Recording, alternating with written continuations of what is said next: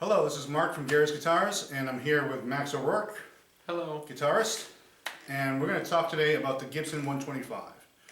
The 125 was kind of a catch-all that describes a bunch of different guitars. It's generally a no cutaway, but they came with cutaways as well. A thick or a thin body, 1 or 2 P90s. It depends on, there's a lot of different designations, and luckily we happen to have 3 of them right now at Guitarist Guitars, so I thought, what a great time to talk about them in the video and to show what each sound like. Also, and this also figures in with Max, is you have climbed down the Django Reinhardt rabbit hole. You could say that. Yeah. And therefore, and you mentioned to me something that I hadn't heard before, which is when Django did play an electric guitar, he used a 125. Yeah, I'm pretty sure there's some photos of him in the studio and just hanging out, and he's got this Gibson guitar with the P90, no cutaway. And honestly, the electric recordings are some of my favorites. So yeah, he's not known for his electric recordings, but yeah, you can hear him. Yeah. So we're going to talk about that. We're going to show you 3 different. So one is the 125T. The T is assumably for thin. There's the 125, which is the most basic version of it. And the 125CD, C probably for cutaway, and D for deep, but the regular 125 doesn't have a D, so I don't know. They just made this up as they were going. 125 is the catch-all for everything, essentially that is a archtop guitar with a pickup and with a plywood top. So these are actually pressed plywood tops. Plywood is great to work with because you make your plies, and you just stamp it out into the shape you need it in, and it stays in that shape for 20 to 30 years, and then it begins to sag. And we have that happening in at least one of these guitars too. But it also creates interesting things when your top starts to fall a little. But the plywood, the resonance factor is different in plywood. Solid wood, of course, is more resonant. But that also creates a lack of feedback, which may be why people chose to use it, and especially in the 50s era. So enough talk about that. What else should we talk about?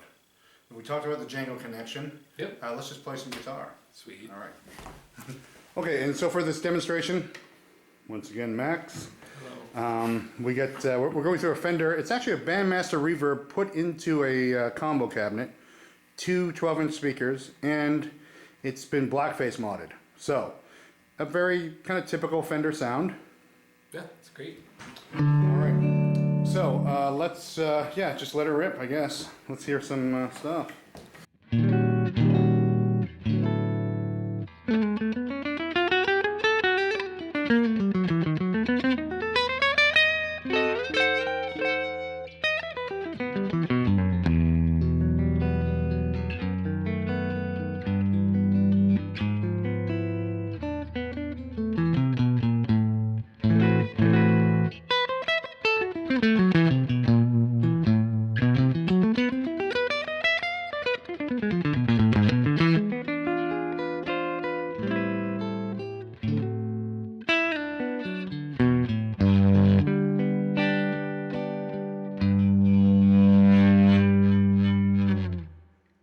Getting a little feedback, but the good kind. Yeah. Any comments? So this guitar, as you mentioned, is set up kind of low. Yeah. So it's super easy to play. Yeah. The pickup is the top has not fallen so much on this one, so the pickup is close to the strings. Yeah, extremely high output. It's a high output. The amp's on 2.5, probably 3 maybe, and it's screaming. Yeah, it's got a lot of variety too. Like that was just wide open before. Yeah. If I dial it back. Yeah, try with the tone back. You get more of an American jazz sound.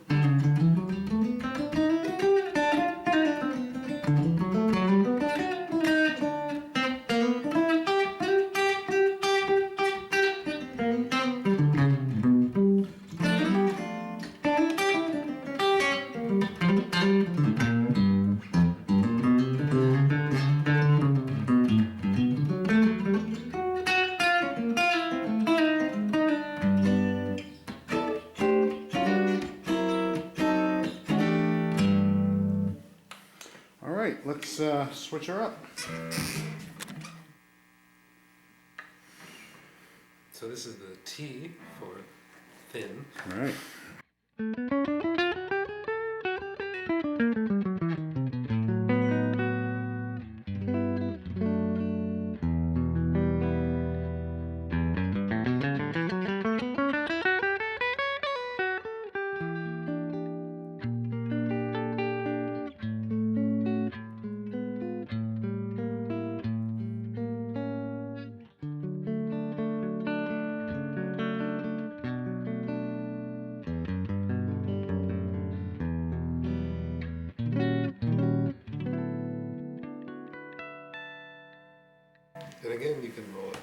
neck and get much more variety.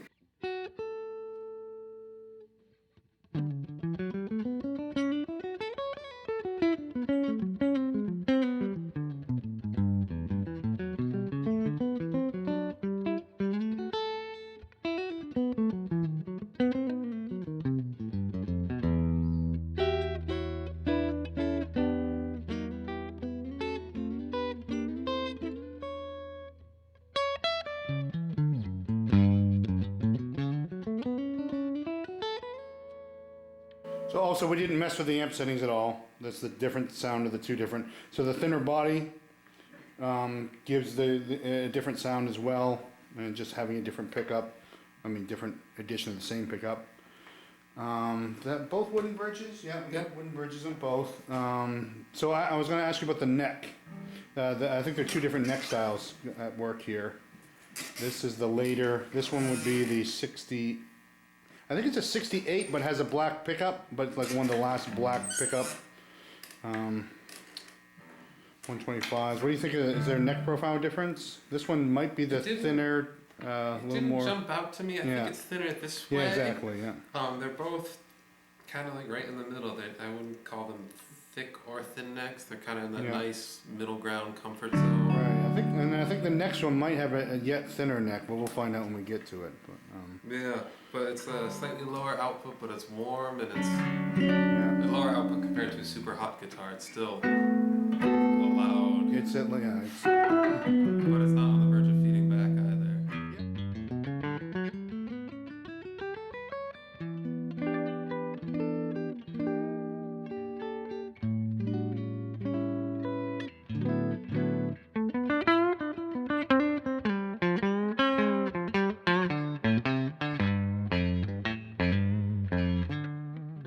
Maybe get a little honky blues on that thing. Just that's what a lot of people use those for.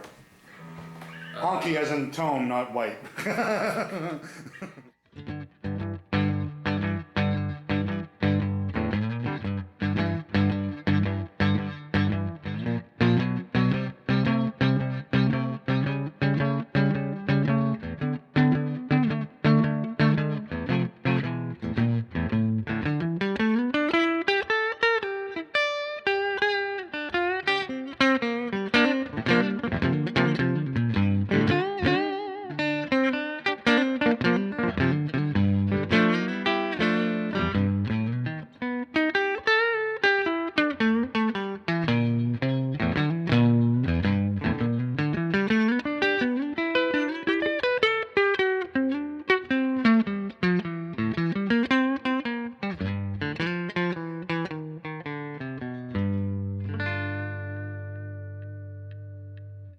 That does that.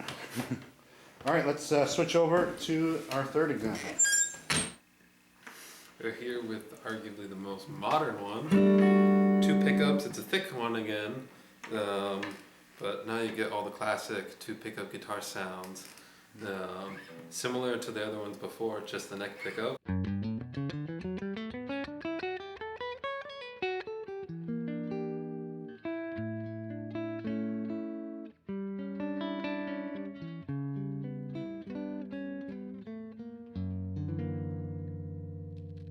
And again, that can be rolled back for an American sound.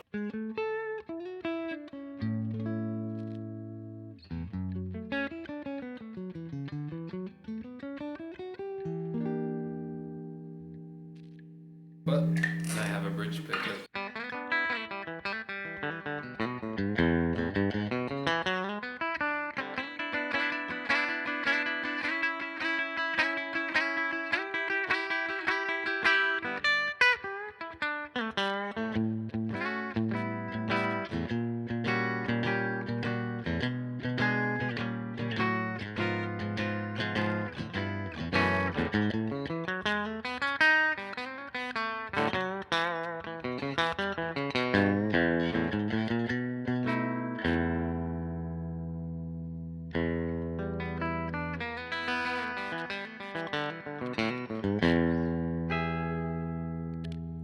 Middle, not that anyone uses it, but here's the middle position. Oh, I like the middle a lot. Yeah. Especially on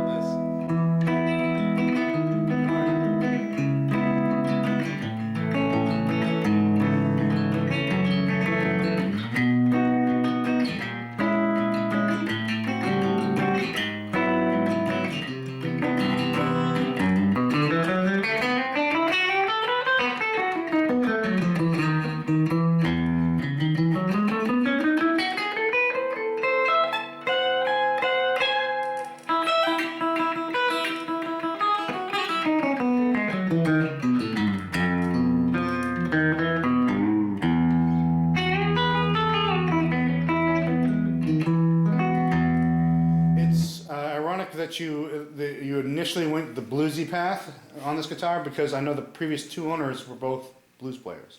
So I think that's a distinctive feature of this, that thing that makes you want to do that. It's a little more powerful weapon. Yeah, it wants to be Especially treated a with- certain way. Yeah, dig in a little harder. What about the neck feel on this? This is definitely the smallest. The smaller of the necks, yeah. But so- it's not annoyingly small though. It's, Gibson was famous for introducing that in the mid '60s, I think, and not in all the guitars. For example, it's funny. This guitar, you would think was later than the 125T that you just played is later. You know. Seriously? Yeah, than this. Yeah. wow. This was 60.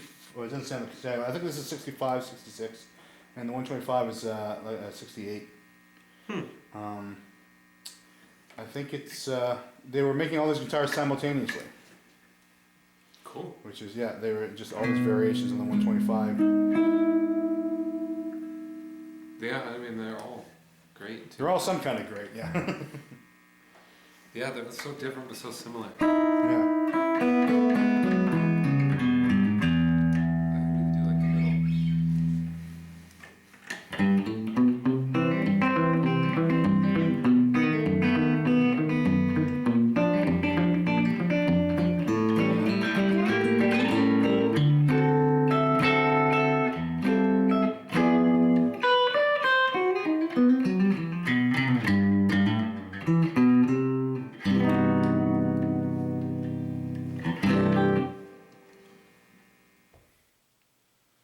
All right, so that's the Gibson 125 rundown.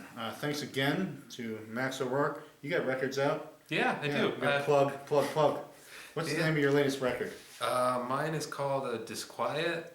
It's all original music, some electric guitar, some Django themed acoustic music.